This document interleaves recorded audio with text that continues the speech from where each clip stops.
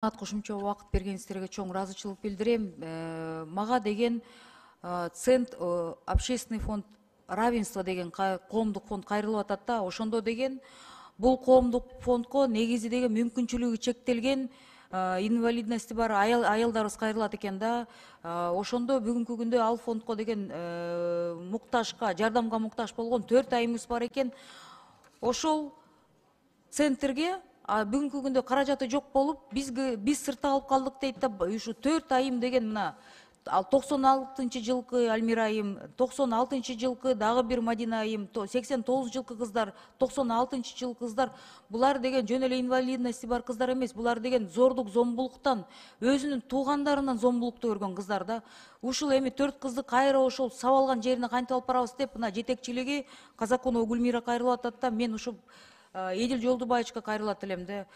Бишкекте фонд госимущества бар, имарат бар. Этаж үйдө биз квартирада булар жашай алышпайт да, эми жанакы мүмкүнчүлүгү чектелген адамдар өзүнчө бир үй таап, ошо каражат жагынан арендасын чечип берсеңиздер деп суранып атышат да.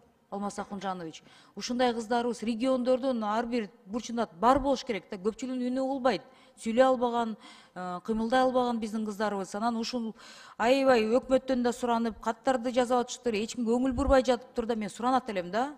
Казакунова Гүлмира, общественный фонд равенства бар да, центр. Ушул мүмкүнчүлүгү чектелген айымдарыбызга бир топ жылдан бери жардам берип келе жаткан центр да. Андан тышкары мага Ысык Ата районунун Аксай айылынын тургуну Молдокулова Раима кайрылып атат да. 2021-жылы Гермес курулуш компаниясы менен башында турган Жанпейисов Өмүрбек менен Бишкек шаарында под ПСО деп бир бөлмөлүү батирге $11.400 сатуу келишим негизинде сатып алган дейт. Курулуш компаниясы мына канча 3 жылдан бери курууга убада берип, бирок бүгүнкү күндө өз убадасын аткарбай келе жатат. Мен алданып калдым. Ушул укук органдарга кайрылсам жооп жок, эч жыйынтык жок. Анан урматтуу Алмаз Акунжанович, ар бир ушундай учурда сөзсүз түрдө депутат жазганда реакция болуш керекпи? Жөнөкөй жарандар кайрылып атканда биздин укук органдардын реакциясы жок болуп атат.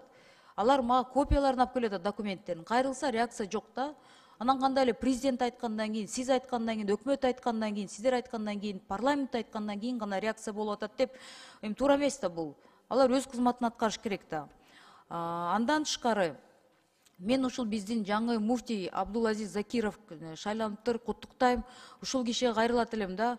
Намаз убагында анан деген бизде эми үй бүлөлүк зордук, зомбулук дегенде семинарлар өтөт, жалаң эле аялдар чакырабыз да.